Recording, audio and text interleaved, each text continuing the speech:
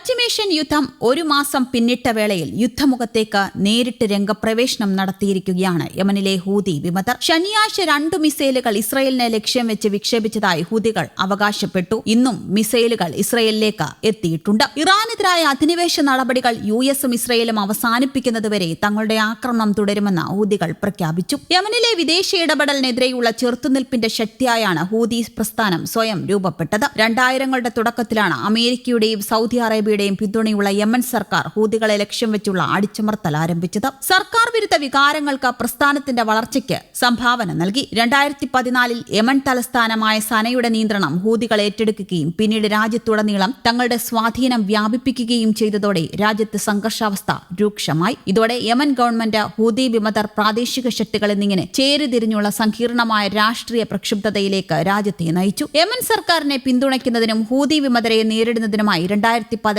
യുഎസിന്റെയും മറ്റ് സഖ്യകക്ഷികളുടെയും പിന്തുണയോടെ സൗദിയുടെ നേതൃത്വത്തിലുള്ള സഖ്യം ഈ സംഘർഷത്തിൽ ഇടപെട്ടു. വ്യാപകമായ കുടിയൊഴിപ്പിക്കൽ, ഭക്ഷ്യക്ഷാമം, തകർച്ചയുടെ വക്കിൽ നിന്നിരുന്ന ആരോഗ്യ സംരക്ഷണ സംവിധാനം എന്നീ ആഭ്യന്തര പ്രശ്നങ്ങൾക്ക് ആക്കം കൂട്ടുകയായിരുന്നു സൗദിയുടെ ഇടപെടൽ. ഗുരുതരമായ മാനുഷിക പ്രതിസന്ധിയിലേക്കാണ് ഈ സംഘർഷം കലാശിച്ചത്. വിവിധ പ്രാദേശിക അന്തർദേശീയ തലങ്ങളിലുള്ള സംഘർഷങ്ങളുടെ ആഘാതം പേറുകയാണ് വിമത സംഘടനയായ ഹൂതി ഉൾപ്പെടുന്ന യമൻ. ഏകദേശം 20,000-ലധികം അംഗങ്ങളുള്ള സംഘടന പടിഞ്ഞാറൻ യമന്റെയും ചെങ്കടലിന്റെയും ചുമതല വഹിക്കുകയും ചെയ്യുന്നു. ഗാസയിലെ യുദ്ധത്തിൽ ഹമാസിനെ പിന്തുണച്ചുകൊണ്ടാണ് ഇസ്രയേലിനെതിരെ രംഗത്ത് വന്നത് ഹൂതികൾ. ഇറാനാണ് സൗദി അറേബ്യയുമായി കാലങ്ങളായി ശത്രുതയിലുള്ള ഹൂതികൾക്ക് പിന്തുണ നൽകുന്നത്. പലസ്തീൻ ജനതയ്ക്ക് ഐക്യദാർഢ്യം പ്രഖ്യാപിച്ചുകൊണ്ട് ശത്രുവിനെതിരെ പോരാടാൻ ലക്ഷക്കണക്കിന് ആളുകൾ തയ്യാറാണെന്ന് ഹൂതി നേതാവ് പറയുകയും ചെയ്തു. ഒക്ടോബർ 7 നടന്ന ഹമാസ് കൂട്ടക്കൊലയ്ക്ക് പിന്നാലെയായിരുന്നു ഹൂതി നേതാവ് പിന്തുണയുമായി എത്തിയത്. അതിനുശേഷം ഇടയ്ക്ക് മാത്രം സംഘർഷത്തിലേക്ക് എത്തുന്ന ഹൂതികൾ ഇറാന് നേരെ അമേരിക്ക സംഘർഷത്തിനെത്തിയപ്പോൾ അടങ്ങിയിരുന്നു. യുദ്ധം ഒരു മാസത്തോടടുത്തപ്പോൾ വീണ്ടും ഇറാന് പൂർണ്ണ പിന്തുണ പ്രഖ്യാപിച്ച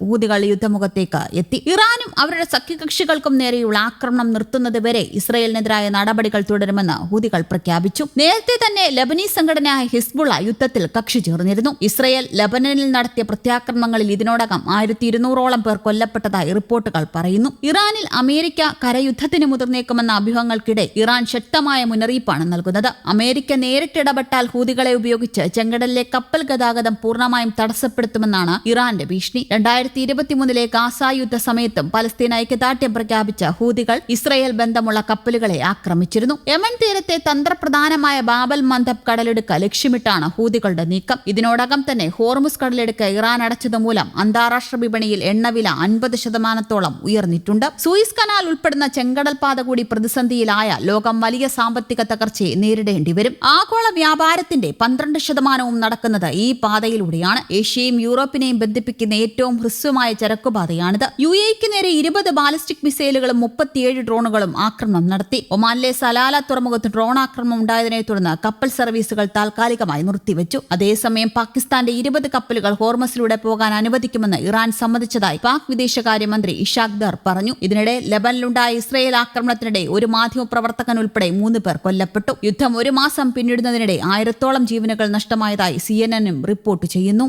ന്യൂസ് ഡെസ്ക് കേരള കൗമുദി.